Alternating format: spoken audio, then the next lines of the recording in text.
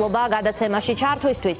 თქვენ წერდით, რომ 8 წელი გავიდა და 8 წლის თავზე მოხსნეს შინაგან საქმეთა მინისტრი ვახტანგ გომელაური. დღეს ჩვენ მოვისმინეთ ანალოგიური ისტორია. თქვენ თუ მოისმინეთ ბაჩიაშვილის ამბავი და თუ გახსენებთ საკუთარ გატაცებას. Да, эта история Бачиашвили, я читал, я знаю это. Бачиашвилис историას გავეცანი. К сожалению, что за 8 лет Грузия 8 წლის განმავლობაში იმის თქმა მინდა, რომ ძალზე დაემსგავს აზერბაიჯანს. на Кавказе. და ფაქტიურად ინხამ ალიევის მმართველობას გვაგონებს საქართველოს ივანიშვილის ავტორიტარული რეჟიმი გადაიზარდა დიქტატურაში. ივანიშვილი არა მხოლოდ ავტორიტარი ლიდერია, არამედ იგი დიქტატორია საქართველოში. ეს რა თქმა უნდა ბაჩიაშვილის და ჩემი გატაცება ერთი ცენტრის მიერ არის ფაქტიურად მმართველი. მე საქართველოს დედაქალაქის ცენტრიდან მომიტაცეს სპეცსამსახურებმა და დარწმუნებული ვარ, რომ აბუ-დაბისშიც ქართულმა სპეცსამსახურებმა იმუშავეს და ასევე არაბეთის სპეცსამსახურებმა. ეს არის დანაშაული, რომელიც ივანიშვილმა ჩაიდინა და ძალიან გული მწყდება, რომ აი ესეთი რამ მოხდა ბოლო დღეებში ავტორიტარული რეჟიმი გახდა ძალიან საშიში ქართული ხალხისთვის. ისევე როგორც ესეთი რეჟიმი არის საშიში აზერბაიჯანისთვის და მეზობელი სახელმწიფოებისთვის. მე შეგახსენებთ, რომ მხოლოდ მე გამიტაცეს, არამედ რუსეთის ოპოზიციონერიც გაიტაცეს პუტინის მოწინააღმდეგე. თბილისში აზერბაიჯანელი ბლოგერიც ასევე იგივე მოუვიდა.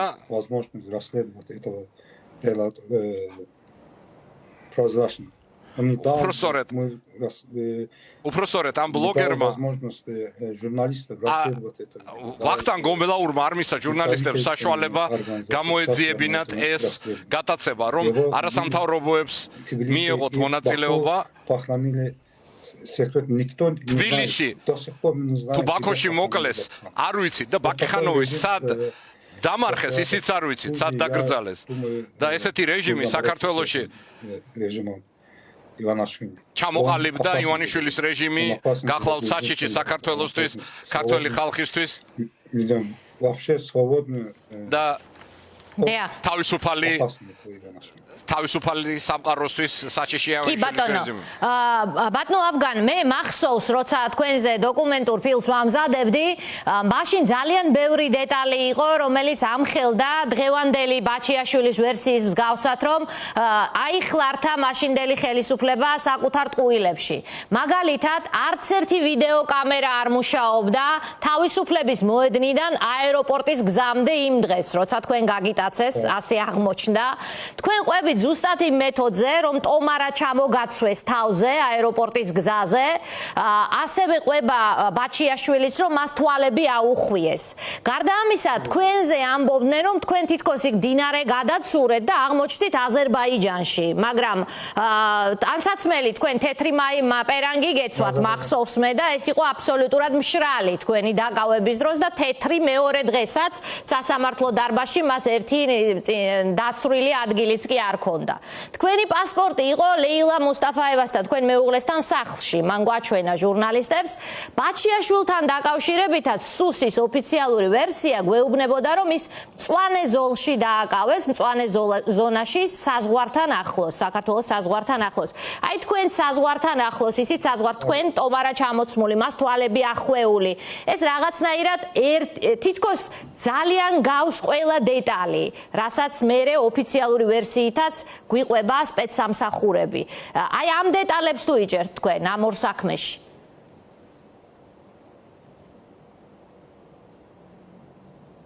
Поэтому этого преступления совершили той люди, той центр. იგივე ხალხმა ჩაიდინა ეს დანაშაული. ეს დანაშაული ჩადენილია ქართული სპეცსამსახურების მიერ.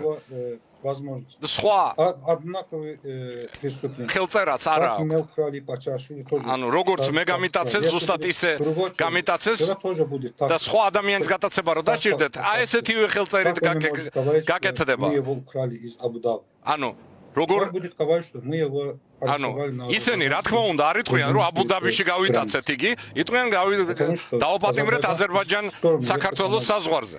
Азербайджанская сторона будет подтвердить. იმიტომ ამას დაადასტურებს აზერბაიჯანის მხარე. იტყვის რომ კი ბაჩიაშვილი იყო მონაკვეთზე, საზღვრის ამ მონაკვეთზე. ამიტომაც აირჩიეს საქართველოს აზერბაიჯანის მონაკვეთი. იმიტომ რომ ორივე მხარეს ამ საზღვრის ორივე მხარეს მართავს დიქტატორები ქვეყანებს. ილჰამ ალიევი აზერბაიჯანში და ივანიშვილი საქართველოში. Это преступление. ეს არის დანაშაული, რომელიც ერთი ცენტრის მიერ არის ჩადენილი. აქვე ვიკითხავ ადამიანის უფლებათა კონვენციის დარღვევას ასაჩივრებდით თქვენ სასამართლოში და მე ვამბობ სტრასბურგის სასამართლოს, ეს იყო ერთადერთი იმედი თქვენ საქმეში. იგივე კონვენციის მუხლების დარღვევაზე საუბრობს დღეს ბაჩიაშვილი. თქვენ როგორც გამოცდილი ამ საქმეში რას ურჩევდით მას? ასეთ საქმეში. Бачашвили должна бороться до конца. ბაჩიაშვილმა უნდა იბრძოლოს ბოლომდე. Должен верить власти. არ უნდა ენდოს ხელისუფლებას. ეტყვიან ახლა დაპირდებიან რომ ყველაფერი კარგად იქნება, გაგანთავისუფლებთ. Предложение из стороны Иванашвили. იქნება წინადადებები ივანიშვილის მხრიდან, მან ბოლომდე უნდა ებრძოლოს ამას, არ უნდა დათანხმდეს თავრობის შეთავაზებებს. Это людям, которые подходят к этому Бачашвили. Он должен ბაჩიაშვილი უნდა იდგეს правда и სიმართლის მხარეს და ბოლომდე იბრძოლოს. სხვა გამოსავალი არ არსებობს. თუ დათანხმდება ივანიშვილის შეთავაზებებს, იგი წააგებს თავის საქმეს. და თქვენც იყავით ციხეში, სადაც თქვენ პირად უსაფრთხოებაზე დარდობდა ყველა. თქვენ საუბრობთ ავტორიტარულ რეჟიმზე საქართველოში, ბაჩიაშვილმა ისაუბრა რისკზე, რომელიც მას ციხეში შეიძლება ჰქონდეს, ასევე მან ისაუბრა იმაზე, რომ მას ჰქონდა ორი ქვეყნის სპეცსამსახურებიდან ინფორმაცია, რომ მის ლიკვიდაციას გეგმავდნენ. აი, მთელი ამ თეორიების პასუხად თქვენ რა შეგიძლიათ თქვათ, რამდენად სარწმუნოდ გამოიყურება ეს სცენარები, თქვენ იგივე გამოიარეთ ფაქტობრივად? Да, это может быть реально. რა თქმა უნდა, ეს სცენარები შეიძლება იყოს რეალური. У него есть риск такой, может его. არის ესეთი რისკი. Тюрьма вполне возможно. Иванашвили уже крайне. ციხეში შეიძლება У него уже რაც გინდა ის მოხდეს. правительство на власть. ივანიშვილს ბოლო თვეებს ითulis ხელისუფლებაში და უნდა შეინარჩუნოს ხელისუფლება. ბაჩიაშვილმა ძალიან ბევრი იცოდა და შეიძლება ესეც მოხდეს, ლიკვიდაციაც მოხდეს და ამას სერიოზულად უნდა მიუდგეთ. Серьезно, и я опасаюсь, что может მეშინია რომ შეიძლება ციხეში ლიკვიდაცია მოახდინოთ, აბსოლუტურად რეალურია ეს. ბატონო ავგან, თქვენ საქმეს რომ დაუბრუნდეთ, 8 წელი გავიდა და არაფერი ფაქტობრივად შემოდებულია თაროზე ეს საქმე, თქვენ იყავით ჩამოსული პირადად ამ საქმესთან დაკავშირებით, მიუხედავად იმისა, რომ ამ ქვეყნიდან თქვენ ერთხელ გაგიტაცეს და გადაქცეს აზერბაიჯანს, სახელმწიფოებრივი გატაცება ერქვა ფილმს დოკუმენტურს, რომელიც ჩვენ თქვენზე მოვამზადეთ.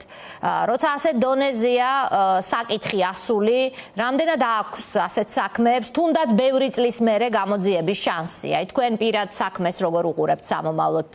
გგონიათ რომ ამ საქმეზე სამართალი ოდესმე აქ დადგება?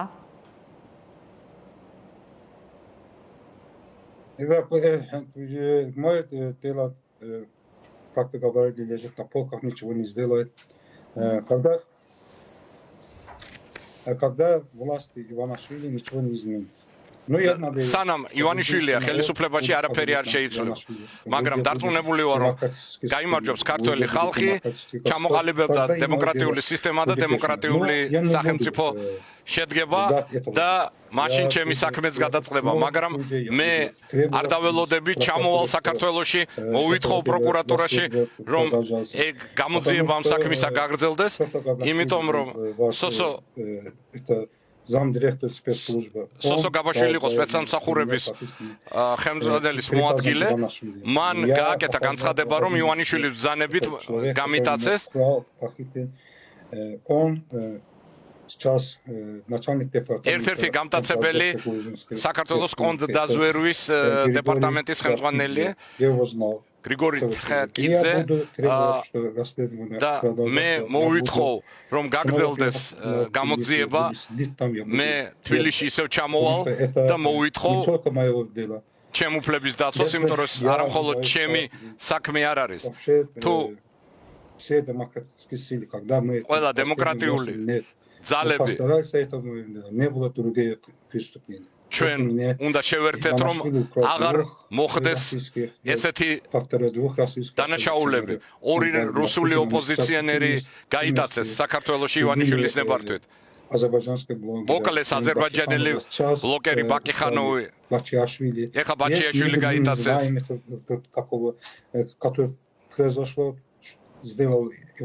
ჩვენ ვიცით რა ჩაიდინა ივანიშვილმა აზერბაიჯანის მოქალაქე გაიტაცა რუსეთის ივანაშვილი предал их иранской власти. არის მაგალითად ოპოზიციონერები ირანიდან რომელიც გადაცეს ირანის ხელისუფლებას ყველამ ჩვენგანმა უნდა იბრძოლოს ჩვენი სიმართლისთვის ორჯერ ვიყავით ციხეში прокуратуре требовалось თბილისში и я снова буду ვითხოვდი ჩემი საქმის გამოძიებას და მე კიდევ ჩამოვალ საქართველოში მესმის რომ სიტუაცია რთულია საქართველოში კრიმინალური სიტუაცია რთულია და მე ვთვლი რომ მე უნდა ჩამოვიდე იმიტომ რომ და ვიბრძოლო თუ ბევრი ადამიანი არ გაერთიანდება ბრძოლაში ახალი დანაშაულები მოხდება რაც არ უნდა დაუშვათ კი ბატონო ასევე თუ შეგვეშინდება ჩვენ დავიღუპებით და არ უნდა გვეშინოდეს რაც თავარია. თქვენ ახსენეთ სოსო გოგაშვილის პატიმრობაშია ახლა, თუმცა მან თქვენზე ისაუბრა და თქვა ასეთი რამ, რომ ორივე შემთხვევაში, ესე იგი, ამსახველი კადრები ეგრეთ წოდებულმა ოტომ, ანუ ოპერატიულ ტექნიკურმა დეპარტამენტმა გააქრო, ანუ თქვენი კადრები წაიშალა. აზერბაიჯანის აფგან მუხტარლი, რომელიც ალიევის ოჯახის კორუფციულ სქემებს იძიებდა და ამის გამო იდევნებოდა ოჯახთან ერთად იცის მაყურებელმა რომ თქვენ 2 წელი აფარებდით თავს თბილის და ამ დრომდე თქვენი საქმე გამოუძიებელია და სოსო გოგაშვილი პოსტში წერდა ვახტანგ გომელაურს მიმართავდა თქვენ ალბათ წაკითხული გაქვთ ეს ამბავი ვახო შენ რატომ მოაწერე ამაზე ხელი შენ ადრე გითქვამს რომ ბრმად შეასრულებდი ნებისმიერ დავალებას რომელსაც ის მოგცემდა როგორც მალანიას მონაყოლიდან ვიცი შენი ფუნქცია იქამდე სანამ ბიძინა გახდებოდა ქვეყნის მმართველი იყო მერცხლის ბუდეების დაანგრევა და ტირის ტოფით მათი დახოცვა და მერე მიმართავს აქ გომელაურს. თქვენც აი ვის ბრალეულობას გამოყოფთით თქვენ საქმეში? Виноват моим это безусловно Иванашвили. ბრალეულობას პირველ რიგში ივანიშვილი მან გამოსცა ბრძანება სხვებმა შეასრულეს გომელაური უბრალოდ უსინდისო ადამიანია ყველაფერზეა წამსველი შეუძლია სიყვარულობა ჩაიდინოს გაიტაცოს ადამიანი когда дал отставку он говорит что у него родилась внучка я желаю этой внучке счастливой жизни ლაპარაკობდა ესეთი რამე თქვა გომელაურმა რომ შვილიშვილი შეეძინა და ბედნიერებას უსურვებ მის შვილიშვილს მაგრამ მე რომ გამიტაცეს ჩემი შვილი იყო 4 წლის და ტიროდა და იგი გომელაური იყო შვენივრად გზნობდა თავს ჩემი ქალიშვილი ქართულ ენას სწავლობდა ბევრი მეგობარი ყავდა Он несовестный человек. ეს არის უსინდისო ადამიანი. Ответственность Иванашвили, Гомелаури, პასუხს აგებენ ივანიშვილი, შინაგან საქმეთა მინისტრი გომელაური, ასევე კონდაზვერის გიორგი ტრაპაიძე კონდაზვერაში მუშაობს და სოსო გოგაშვილმა გოგაშვილი იყო ხელმძღვანელი დეპარტამენტის. მაშინ ხელმძღვანელი, მან გადაიღო ეს კადრები. სოსო გოგაშვილმა უბრალოდ აღმოაჩინა თავის თავში გამბედაობა, რომ ხმამაღლა ელაპარაკა ამ დანაშაულზე. კი ბატონო, მოკლედ მან რაც თქვა დაზუსტებით არის რომ აფგან მუხთარლის გატაცები თბილისიდან გატაცების კადრები ასევე ივანიშვილის დავალებით გაიტაცეს თბილისიდან აზერბაიჯანელი ჟურნალისტი აფგან მუხთარლიო კიდევ ერთ შემთხვევაზე საუბრობდა და ამბობდა რომ ორივე შემთხვევაში კადრები ამის ამსახველი კადრები ეგრეთ წოდებულმა ოტომ ანუ ოპერატიულ ტექნიკურმა დეპარტამენტმა გააქრო. აფგან 8 წელი გავიდა თქვენი საქმე გამოუძიებელია მორიგი ახალი საქმე დაგვეწია მაგრამ თქვენ ამბობთ რომ თაროზე შემოდებულ საქმეს თქვენ მიაგნებთ და ჩამოაღებინებთ ამ თუ სხვა ხელისუფლებას. მადლობა იმისთვის რომ ხართ აქტიური და არ ეშვებით საკუთარ საქმეს.